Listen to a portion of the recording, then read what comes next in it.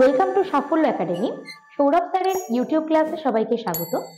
আজ আমরা সায়েন্সের কেমিস্ট্রি পার্ট থেকে কিছু ইম্পর্টেন্ট টপিক দেখব। তো তোমরা জানো প্রত্যেকেই যে কেমিস্ট্রিতে একটা ইম্পর্টেন্ট চ্যাপ্টার যেখান থেকে 1 নম্বর বা 2 নম্বর বিভিন্ন পরীক্ষায় আসে, সেটা হচ্ছে অক্সিডেশন রিডাকশন, জারণ বিজারণ। যেখানে তোমাদের ধরো এমন প্রশ্ন করা হয় যে কোন এমন এজেন্ট রয়েছে যে অক্সিডাইজিং এবং রিডিউসিং দু ধরনের এজেন্ট হিসেবে আচরণ করবে, বা অক্সিডেশন নাম্বার থেকেও বিভিন্ন রকম প্রশ্ন জিজ্ঞেস করা হয়। তো এই চ্যাপ্টারটা বুঝতে গেলে আমাদেরকে সবার প্রথমে অক্সিডেশন এবং রিডাকশন কি সেই কনসেপ্টটা ক্লিয়ার করতে হবে। তো যদি আমি বলি যে অক্সিডেশন কি, মনে রাখবে 5টা ঘটনার মধ্যে যে কোনো একটা ঘটনা বললে বা ঘটলে তাকে আমরা বলে থাকি অক্সিডেশন। কি কি? সবার প্রথম হচ্ছে অক্সিজেন যদি অ্যাড হয়, যদি দেখো যে কোনো রিঅ্যাকশনে অক্সিজেন অ্যাড হচ্ছে তাকে আমরা বলবো অক্সিডেশন। এবার অক্সিজেন অ্যাড হওয়ার সঙ্গে সঙ্গে যদি দেখো কোনো ইলেকট্রোনেগেটিভ অ্যাটম অ্যাড হচ্ছে, এই ইলেকট্রোনেগেটিভ অ্যাটম কথাটার অর্থ কি আমি একটু পরে এক্সপ্লেন করছি সেই জিনিসটা। তাহলে অক্সিজেন অ্যাড হচ্ছে বা ইলেকট্রোনেগেটিভ অ্যাটম অ্যাড হচ্ছে, অথবা যদি দেখো হাইড্রোজেন বেরিয়ে যাচ্ছে, হাইড্রোজেন রিলিজ হচ্ছে, সেই সঙ্গে যদি দেখো যে কোনো ইলেকট্রো পজিটিভ অ্যাটম কি হচ্ছে না রিলিজ হচ্ছে, অথবা যদি দেখো ইলেকট্রন রিলিজ হচ্ছে, এই 5টার মধ্যে যে কোনো একটা ঘটনা ঘটলে বা যদি যে কোনো একটা ঘটনা তুমি কোনো রিঅ্যাকশনে দেখতে পাও, তাহলে সেই রিঅ্যাকশনটাকে আমরা অক্সিডেশন রিঅ্যাকশন বলতে পারবো। এবার এক এক করে এক্সপ্লেন করি। সবার প্রথম ছিল অক্সিজেন অ্যাড হওয়া, এটা তো খুব সহজ ব্যাপার, অক্সিজেনের কোনো একটা অ্যাটম অ্যাড হওয়া। সেকেন্ড ছিল আমাদের ইলেকট্রোনেগেটিভ অ্যাটম অ্যাড হওয়া। তাহলে এখানে আমাদের একটা কনসেপ্ট ক্লিয়ার করতে হবে যে ইলেকট্রোনেগেটিভিটি জিনিসটা কি। ধরো আমরা যখন কেমিক্যাল বন্ডিং দেখি, তো সেই কেমিক্যাল বন্ডিং এ ছোটবেলা থেকে আমরা 3 ধরনের বন্ডের নাম পড়েছি। একটাকে বলেছি তড়িৎযোজী বন্ধন বা ইলেকট্রোভ্যালেন্ট বন্ড, যেটাকে আমরা আয়নিক বন্ড বলে থাকি। সেকেন্ড ভাগ ছিল আমাদের সমযোজী বন্ধন বা কোভ্যালেন্ট বন্ড, এবং থার্ড ছিল আমাদের অসমযোজী বন্ধন বা কোঅর্ডিনেট বন্ড। এছাড়াও দুটো টাইপ হতে পারে, একটা হচ্ছে van der Waals force of attraction এবং আরেকটা হচ্ছে হাইড্রোজেন বন্ড। আমরা মূলত ছোটবেলায় 3টে বন্ড সম্পর্কেই দেখতাম। এই 3টের মধ্যে প্রথম যে দুটো বন্ড, সেই দুটো বন্ডকে যদি আমি এক্সপ্লেন করি, তাহলে তোমাদের এই ইলেকট্রোনেগেটিভিটি কনসেপ্টটা ক্লিয়ার হবে। তো প্রথম যে বন্ডটাকে আমরা দেখতে পাই, সেই বন্ডটাকে আমরা বলছি কি, সেটাকে আমরা বলছি ইলেকট্রোভ্যালেন্ট বন্ড। এই ইলেকট্রোভ্যালেন্ট বন্ডের মধ্যে কি ঘটনা ঘটে? ইলেকট্রন বন্ডিং কি? ধরো আমি দেখলাম আমার কাছে আছে সোডিয়াম, সোডিয়ামের সর্বশেষ কক্ষে একটা ইলেকট্রন আছে। এবার আমরা জানি ইলেকট্রনের চার্জ হচ্ছে মাইনাস। ধরো সোডিয়াম নিজের এই ইলেকট্রনটাকে ছেড়ে দিল, তাহলে ও কি করছে? ইলেকট্রন চার্জে মানে মাইনাস চার্জকে ছেড়ে দিচ্ছে। তাহলে যদি মাইনাস চার্জকে ছেড়ে দেয়, ওর দেহের মধ্যে মাইনাসের পরিমাণটা কি হচ্ছে? কমে যাচ্ছে। তাহলে যদি মাইনাসের পরিমাণ কমে যায়, তাহলে আমি ওর মান কি প্লাস। এই যে একটা অ্যাটম ইলেকট্রনকে ছেড়ে দিয়ে তার মাথায় চার্জ আসছে প্লাস, এই ধরনের আয়নকে আমরা কি ধরো এই যে ইলেকট্রনটাকে সোডিয়াম সেই ইলেকট্রনটাকে গ্রহণ করলো, তাহলে এই যখন মাইনাস চার্জকে ছেড়ে দিচ্ছিল ওর মাথায় আমি চার্জ বসাচ্ছিলাম প্লাস। কিন্তু ক্লোরিন তো যে তাহলে মাইনাস চার্জকে যদি গ্রহণ করে, তাহলে ওর দেহে মাইনাসের পরিমাণটা বাড়ছে, বাড়লে চার্জ আমি বসাবো মাইনাস। এই যে মাথায় চার্জ বসলো মাইনাস, এই ধরনের আয়নকে আমরা বলে থাকি অ্যানায়ন। এবার বলো ক্যাটায়নের চার্জ পজিটিভ, অ্যানায়নের চার্জ নেগেটিভ। তাহলে ক্যাটায়ন আর অ্যানায়নের ধর্ম কি? একজনের চার্জ প্লাস আর একজনের মাইনাস, মানে দুজন সবসময় পরস্পরকে আকর্ষণ করবে। আমরা জানি প্লাস আর মাইনাস পরস্পরকে আকর্ষণ করে, সেই কারণে এই Na প্লাস আর Cl মাইনাস এক জায়গায় যুক্ত হয়ে তৈরি হয়ে গেল NaCl। এই যে NaCl এর ফরমেশনটা হলো, তাহলে এখানে কি ঘটনা ঘটেছে? একজন সম্পূর্ণভাবে ইলেকট্রনকে ছেড়েছে এবং একজন সম্পূর্ণভাবে ইলেকট্রনকে নিয়েছে। সেজন্যই মাথায় আমরা প্লাস এবং মাইনাস সাইনটা বসাতে পেরেছি। এই ধরনের বন্ডকে আমি কি বললাম, ইলেকট্রোভ্যালেন্ট বন্ড, বা যেহেতু আয়ন ফরমেশনের মাধ্যমে বন্ডটা তৈরি হচ্ছে সেজন্য আরেকটা নাম হয়ে থাকে এর আয়নিক বন্ড। কিন্তু সেকেন্ড যে টাইপের বন্ড আমি বলেছি, সেই বন্ডটাকে আমরা বললাম কোভ্যালেন্ট বন্ড। সেই কোভ্যালেন্ট বন্ডে কি হবে না, সমযোজী বন্ধন বা কোভ্যালেন্ট বন্ডের ক্ষেত্রে কেউই সম্পূর্ণভাবে ইলেকট্রনকে ছাড়ে না, আবার কেউই সম্পূর্ণভাবে ইলেকট্রনকে নেয় না। এক্সাম্পল কি, ধরো জলের ক্ষেত্রে আমি বলছি, জলে এই হাইড্রোজেনটা নিজের একটা ইলেকট্রনকে মাঝখানে দেয় এবং উল্টো দিক থেকে অক্সিজেনও নিজের একটা ইলেকট্রনকে মাঝখানে দেয়। তার মানে কি হচ্ছে, এরা দুজনেই ইলেকট্রন মাঝামাঝি জায়গায় রাখছে। আগেরটাতে কিন্তু সম্পূর্ণভাবে ছেড়ে দিচ্ছিল, সেই জন্য চার্জটাকে বসিয়েছিলাম প্লাস, কিন্তু এখানে সম্পূর্ণ ছাড়েনি, দুজনেই কি করেছে না ইলেকট্রন গুলোকে মাঝামাঝি স্থানে রেখেছে। রেখে কি করে, এটাকে অক্সিজেনও ব্যবহার করে, আবার এটাকে হাইড্রোজেনও ব্যবহার করে। উল্টো দিকেও একই ঘটনা ঘটে, হাইড্রোজেন নিজের একটা ইলেকট্রনকে মাঝখানে রাখে এবং অক্সিজেনও নিজের মাঝখানে রাখে। তাহলে এই পেয়ারটা তৈরি করতেও হাইড্রোজেন আর অক্সিজেন দুজনেই কন্ট্রিবিউট করছে, সেই জন্য এটাকে হাইড্রোজেনও ব্যবহার করে, আবার সেটাকে অক্সিজেনও ব্যবহার করে।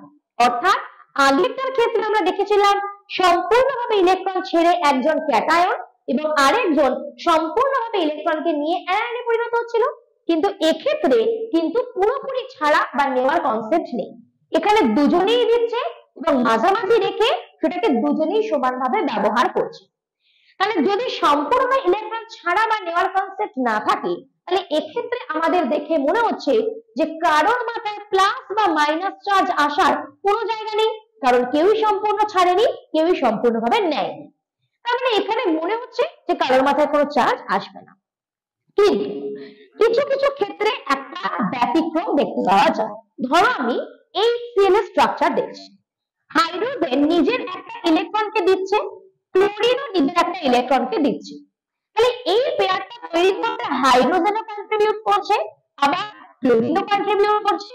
তার মানে আমরা বুঝতে পারছি কোভ্যালেন্ট বন্ড, এবং কোভ্যালেন্ট বন্ডে আমরা দেখেছি যে সম্পূর্ণ ইলেকট্রন দেওয়া নেওয়ার কনসেপ্ট নেই, তাই এখানে প্লাস বা মাইনাস চার্জ আসার জায়গাও নেই। কিন্তু এখানে কি ঘটনা ঘটে না, ক্লোরিন জাতীয় কিছু অ্যাটম রয়েছে যারা সম্পূর্ণভাবে ইলেকট্রনকে না নিয়ে নিতে পারলেও এই সমযোজী বন্ধনের ইলেকট্রনকে খানিকটা হলেও নিজের দিকে টেনে রাখে। এই যে খানিকটা নিজের দিকে ইলেকট্রনকে টেনে রাখার প্রবণতা, এই প্রবণতাটাকেই আমরা বলে থাকি তড়িৎ ঋণাত্মকতা বা ইলেকট্রোনেগেটিভিটি। তার মানে সম্পূর্ণভাবে আমি কি করছি, নিয়ে নিচ্ছি না, কিন্তু সমযোজী বন্ধনের ইলেকট্রনটাকে কিছুটা হলেও নিজের দিকে টেনে রাখছি। এই কিছুটা টেনে রাখার টেন্ডেন্সিকেই আমরা কি বলেছি, তড়িৎ ঋণাত্মকতা বা ইলেকট্রোনেগেটিভিটি বলেছি। সম্পূর্ণ যদি নিয়ে নিত, ওর মাথায় বসাতাম প্লাস, এর মাথায় বসাতাম এর মাথায় বসাতাম মাইনাস, এর মাথায় বসাতাম প্লাস। কিন্তু যদি সম্পূর্ণভাবে না টেনে নেয়, তাহলে সেক্ষেত্রে কি হবে, কিছুটা নিজের দিকে টেনে রাখছে, কিছুটা টেনে রাখলে ওর মাথায় কিছুটা মাইনাস চার্জ আসবে। এই কিছুটা মাইনাস চার্জকে আমরা মাইনাস না বলে বলি ডেল্টা মাইনাস। কি বলছি এটাকে আমরা, এটা আমরা বলছি হচ্ছে ডেল্টা মাইনাস। তাহলে এর দিক থেকেও সরিয়ে নিয়েছে, তাহলে ওর দিকে যদি কিছুটা মাইনাস চার্জ হয়, এদিকে আসবে কিছুটা প্লাস, এটাকে আমরা বলছি ডেল্টা প্লাস। এই যে এই ধর্ম যার প্রভাবে এই সমযোজী বন্ধনের ইলেকট্রনকে টেনে নিল, এটাকেই বলেছি ইলেকট্রোনেগেটিভিটি।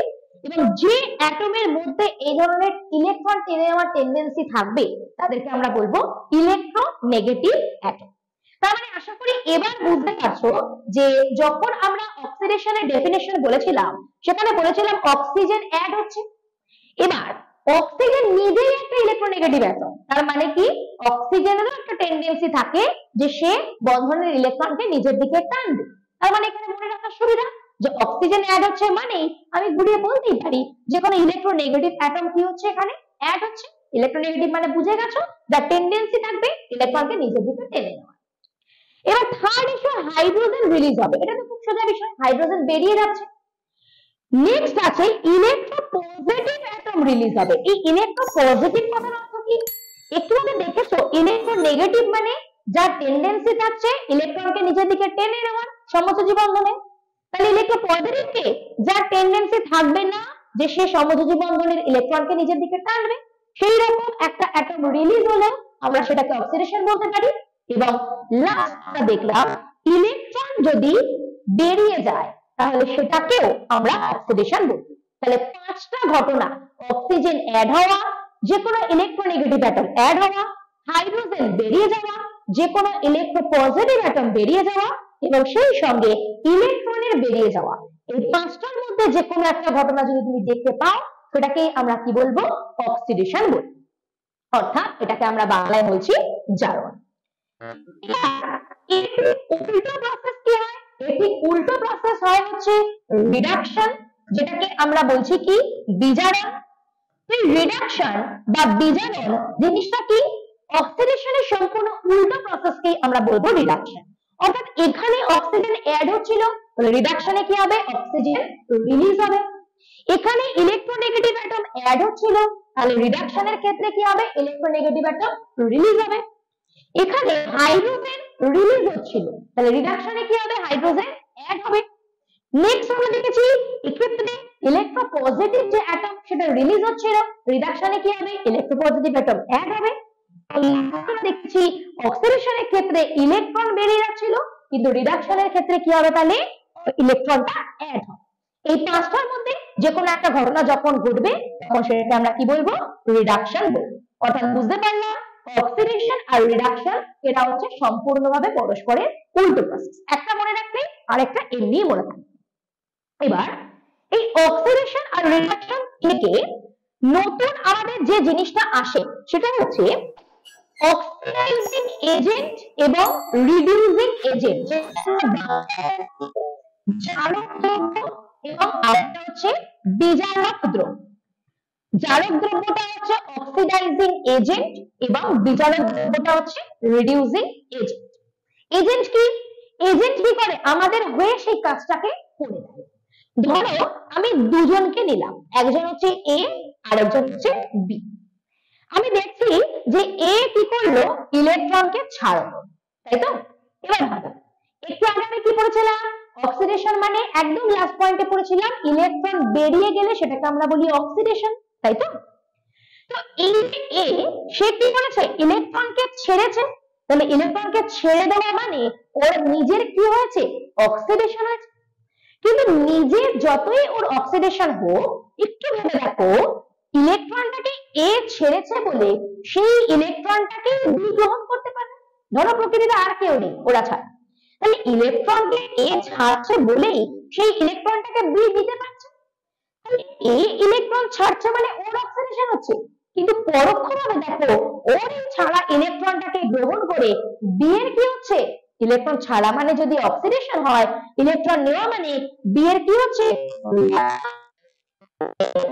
এই জিনিসটা নিজে ইলেকট্রনকে ছেড়ে দিয়ে অক্সিডাইজড হলেও অন্য কারোর কিসে সাহায্য করছে? অন্য কারোর রিডাকশনে সাহায্য করছে। সেজন্য এ কে আমরা বলবো রিডিউসিং এজেন্ট। কেন? কারণ এ অন্য কারোর রিডাকশনে হেল্প করছে। এটাকে আমরা কি বলবো? Reducing agent. এই রিডিউসিং এজেন্ট মানেই হচ্ছে যেটা আমরা পড়েছি বিজারক দ্রব্য। এবার রিডিউসিং এজেন্ট যদি আমরা দেখে নিই, এর ঠিক উল্টোটাই হবে আমাদের অক্সিডাইজিং এজেন্ট। তো সেই অক্সিডাইজিং এজেন্টে কি হবে? ধরো এ আর বি রয়েছে, এখানে তো এ ইলেকট্রনকে ছাড়ছিল, এবার ধরো এ ইলেকট্রনকে নিচ্ছে। তাহলে ইলেকট্রন ছাড়া মানে পড়েছিলাম অক্সিডেশন, ইলেকট্রন নেওয়া মানে রিডাকশন। তাহলে এ ইলেকট্রনকে যদি নেয় তাহলে ওর কি হচ্ছে? ওর রিডাকশন হচ্ছে। কিন্তু ভেবে দেখো তো, যতই এর রিডাকশন হোক না কেন, এ নিশ্চয়ই অন্য কারোর থেকে নিয়েছে। তার মানে বি এর থেকে কে নিয়েছে? তাহলে বি কি হয়েছে? বি কে তো ছাড়তে হয়েছে। যে ছাড়বে তার কি হয়? তার হয় হচ্ছে অক্সিডেশন। তার মানে এই জিনিসটা নিজে ইলেকট্রনকে গ্রহণ করে রিডিউসড হলেও যেহেতু অন্য কারোর থেকে কেড়ে নিয়ে এসেছে, তাই অন্য কারোর কি হয়েছে? অক্সিডেশন হয়েছে। অর্থাৎ এই জিনিসটা যতই রিডাকশন হোক, ও অন্য কারোর কিসে সাহায্য করছে? অন্য কারোর অক্সিডেশনে সাহায্য করছে। সেই জন্য এটাকে আমরা বলবো হচ্ছে জারক দ্রব্য বা হচ্ছে অক্সিডাইজিং এজেন্ট। এবার এই অক্সিডাইজিং রিডিউসিং এজেন্টের আমাদের বিভিন্ন রকম উদাহরণ হয়, কিন্তু পরীক্ষার প্রশ্নটা আমাদের অক্সিডাইজিং এজেন্ট কোনটা রিডিউসিং এজেন্ট কোনটা তার থেকেও ইম্পর্টেন্ট যে প্রশ্নটা হয় যে এমন একটা উপাদানের নাম বলো যেটা অক্সিডাইজিং এবং রিডিউসিং দুই ধরনের এজেন্ট হিসাবেই আচরণ করতে পারে। মনে রাখবে HNO2 যেটাকে আমরা বলে থাকি নাইট্রাস অ্যাসিড, এই HNO2 বা নাইট্রাস অ্যাসিড হচ্ছে এমন একটা এজেন্ট যে বোথ অক্সিডাইজিং এবং রিডিউসিং এজেন্ট হিসাবে আচরণ করে। এবার প্রশ্ন হচ্ছে যে আমরা তো অক্সিডেশনও দেখলাম, রিডাকশনও দেখলাম এবং তার উপর বেস করে অক্সিডাইজিং এজেন্টও দেখলাম, রিডিউসিং এজেন্টও দেখলাম, কিন্তু যদি তোমাকে প্রশ্ন করা হয় যে কোনো একটা রিঅ্যাকশনের মধ্যে যদি অক্সিডেশন আর রিডাকশন দুটোই একসঙ্গে হয় তাকে আমরা কি বলবো? মনে রাখবে যদি অক্সিডেশন আর রিডাকশন দুটোই একসঙ্গে হয় সেটাকে আমরা বলবো হচ্ছে রেডক্স রিঅ্যাকশন। সেটাকে কি বলছি আমরা? রেডক্স রিঅ্যাকশন বলছি। তো এক্সাম্পল দিই রেডক্স রিঅ্যাকশনের। ধরো Zn প্লাস H2SO4, সেখান থেকে ধরো তৈরি হচ্ছে ZnSO4 প্লাস H2। তাহলে এই রিঅ্যাকশনটাতে যে কিছু নেই, ও এলিমেন্ট সেটে আছে, তাই ওর অক্সিডেশন নাম্বার 0, মাথায় কোনো চার্জ নেই, মাথায় হচ্ছে 0। পুরো H2SO4 এর মাথাতেও কিছু নেই, তার মানে এর ওভারঅল চার্জ আছে 0। ZnSO4 এর মাথাতেও কিছু নেই, তাই এরও চার্জ হচ্ছে 0। আর হাইড্রোজেনের মাথাতেও কোনো চার্জ নেই, এও হচ্ছে 0। এবার যদি আমরা ভেঙে ভেঙে দেখি, দেখো সালফেট গ্রুপের চার্জ আমরা ছোটবেলা থেকেই জানি -2। তাহলে একটু ভেবে দেখো তো, পুরোটাকে হতে হবে 0, সালফেটের চার্জ হচ্ছে -2, তাহলে হাইড্রোজেনের চার্জ কত হতে হবে? +2 হতে হবে। কারণ হাইড্রোজেনের চার্জ যদি +2 হয় তবেই +2 -2 কাটলে পুরোটা চার্জ আসবে 0, তাহলে হাইড্রোজেনের চার্জ আমরা কত পাচ্ছি? +2। কিন্তু ইজ ইকুয়াল টু এদিকে হাইড্রোজেনের চার্জ কত দেখতে পাচ্ছি? 0। তার মানে হাইড্রোজেনের চার্জ এখানে +2 কিন্তু এখানে হচ্ছে 0। এটার অর্থ কি? কখন প্লাস বসিয়েছিলাম সোডিয়াম একটা ইলেকট্রনকে ছাড়লে বসাচ্ছিলাম সোডিয়াম প্লাস। তার মানে ইলেকট্রনকে ছেড়ে যদি কেউ থাকে, মানে তার দেহে যদি ইলেকট্রনের পরিমাণ কম থাকে তখনই তার চার্জ হয় প্লাস। তার মানে এখানে হাইড্রোজেনের দুটো ইলেকট্রন কম আছে কিন্তু এখানে 0 হয়েছে। 0 আছে মানে এই +2 অর্থাৎ দুটো ইলেকট্রনের যে ঘাটতি ছিল সেই ঘাটতিটা পরবর্তীকালে কি হয়েছে? মিটে গেছে। ঘাটতি কখন মিটবে? যখন ওই দুটো ইলেকট্রন যে ঘাটতি ওর রয়েছে সেটাকে ও গ্রহণ করবে। তাহলে যদি হাইড্রোজেন ইলেকট্রনকে গ্রহণ করে 0 চার্জে গিয়ে থাকে, ইলেকট্রন গ্রহণ করা মানে তোমরা একটু আগেই জেনে গিয়েছো এটাকে আমরা বলে থাকি রিডাকশন। তার মানে রিঅ্যাকশনের এই পার্টিকুলার পোরশনটাতে কি হচ্ছে না রিডাকশন হচ্ছে। এবার এসো অন্য পার্টটাতে। ধরো ZnSO4 সালফেটের চার্জ কত আমি বলেছি? -2। যদি পুরোটাকে 0 হতে হয় তাহলে জিঙ্কের চার্জ কত হতে হবে? +2 হতে হবে। তাহলে এখানে জিঙ্কের চার্জ 0 মানে কোনো ঘাটতিও নেই, কোনো আধিক্যও নেই, কিন্তু এখানে জিঙ্কের চার্জ হয়ে যাচ্ছে +2। তাহলে 0 মানে কখন +2 হয়? এখানে 0 মানে ঘাটতি নেই, কিন্তু এখানে +2 আছে। +2 মানে দুটো ঘাটতি আছে। ঘাটতি কখন হবে? যখন ওই ইলেকট্রনকে ছেড়ে দিয়েছে। ইলেকট্রন ছেড়ে দেওয়া মানে একটু আগে আমরা দেখেছি অক্সিডেশন। তার মানে একই রিঅ্যাকশনের মধ্যে দুটো আলাদা আলাদা পার্ট আমরা পাচ্ছি। একটা পার্টে আমাদের হচ্ছে অক্সিডেশন এবং আরেকটা পার্টে আমাদের হচ্ছে রিডাকশন। সেই জন্য এই প্রসেসটাকে আমরা কি বলছি? এই প্রসেসটাকে আমরা বলছি রেডক্স রিঅ্যাকশন। তাহলে অক্সিডেশন দেখলাম, রিডাকশন দেখলাম, রেডক্স রিঅ্যাকশন দেখলাম, অক্সিডাইজিং এজেন্ট, রিডিউসিং এজেন্ট এবং এমন একটা এজেন্টের নাম যে অক্সিডাইজিং আর রিডিউসিং দু ধরনের এজেন্ট হিসেবে আচরণ করতে পারে সেটা আমরা দেখলাম। নেক্সট দুটো ছোট প্রশ্ন এই চ্যাপ্টার থেকে জিজ্ঞেস করে। একটা হচ্ছে এমন একটা কম্পাউন্ডের নাম বলো যার মধ্যে একই এলিমেন্টের দুটো আলাদা আলাদা অক্সিডেশন নাম্বার হয়। এক্সাম্পল হচ্ছে CaOClCl, এটাকে বলা হয় ক্যালসিয়াম ক্লোরোহাইপোক্লোরাইড, অর্থাৎ যেটাকে আমরা ব্লিচিং পাউডার বলে থাকি। তো এখানে দেখো এইখানে রয়েছে একটা ক্লোরিন আর ব্র্যাকেটের বাইরে রয়েছে একটা ক্লোরিন, তার মানে একটাই কম্পাউন্ড আমার ক্যালসিয়াম ক্লোরোহাইপোক্লোরাইড। তার মধ্যে একই এলিমেন্ট, দুটোই ক্লোরিন, কিন্তু একটা ক্লোরিনের চার্জ হয় -1 আর একটা ক্লোরিনের চার্জ হয় +1। সেই জন্য এই প্রশ্নটা পরীক্ষায় জিজ্ঞেস করে যেমন একটা কম্পাউন্ডের নাম হবে যেখানে একই এলিমেন্টের দুটো আলাদা আলাদা অক্সিডেশন নাম্বার রয়েছে। এবং সেকেন্ড যে প্রশ্নটা এখান থেকে জিজ্ঞেস করে সেটা হচ্ছে যদি তোমাকে কোনো একটা পারক্সাইড দেওয়া হয়, সেই পারক্সাইডে অক্সিজেনের অক্সিডেশন নাম্বার কত? এবং আরেকটা প্রশ্ন করে যদি তোমাকে একটা সুপার অক্সাইড দেওয়া হয়, সেই সুপার অক্সাইডের অক্সিজেনের অক্সিডেশন নাম্বার কত? পারক্সাইডের ক্ষেত্রে অক্সিজেনের অক্সিডেশন নাম্বার কত চাইলে একবারেও মনে রাখতে পারো, বা যদি ভেঙেও দেখো, ধরো H2O2, এটাকে আমরা বলি হাইড্রোজেন পারক্সাইড, কি আছে 0। হাইড্রোজেনের এক একটা হাইড্রোজেনের চার্জ কত করে হয়? +1 করে। দুটো হাইড্রোজেনের কত হবে? +2। একটু আগে এটা যদি +2 হয় তাহলে 0 হতে গেলে এই পার্টটুকুকে কত হতে হবে? -2। কত অক্সিজেনের জন্য -2? দুটো অক্সিজেনের জন্য -2। তাহলে একটা অক্সিজেনের জন্য কত? -1। তাহলে যখনই প্রশ্ন করবে পারক্সাইডে অক্সিজেনের অক্সিডেশন নাম্বার কত? -1, চাইলে একবারে মনে রাখতে পারো। সেম ভাবে যদি সুপার অক্সাইডে জিজ্ঞেস করে, একটা সুপার অক্সাইডের উদাহরণ দিই KO2, পুরোটা মাথায় কিছু নেই মানে 0। পটাশিয়ামের চার্জ হয় +1। তাহলে এই পুরোটাকে যদি 0 হতে হয়, পটাশিয়ামের চার্জ যদি +1 হয়, তাহলে অক্সিজেন পার্টটুকুর চার্জ কত হতে হবে? -1। কত অক্সিজেনের জন্য -1? দুটো অক্সিজেনের জন্য -1। তাহলে একটা অক্সিজেনের জন্য কত হবে? -1/2। তাহলে আমরা দেখলাম সুপার অক্সাইডের ক্ষেত্রে অক্সিজেনের অক্সিডেশন নাম্বার -1/2। চাইলে একবারও এটাকে মনে রাখতে পারো। এতেই আমাদের অক্সিডেশন এবং রিডাকশন সম্পর্কে যতটুকু যা ইনফরমেশন দরকার সেটা আমরা কমপ্লিট করলাম। পরবর্তী ভিডিওতে আমরা নতুন কোনো টপিক নিয়ে আলোচনা করব।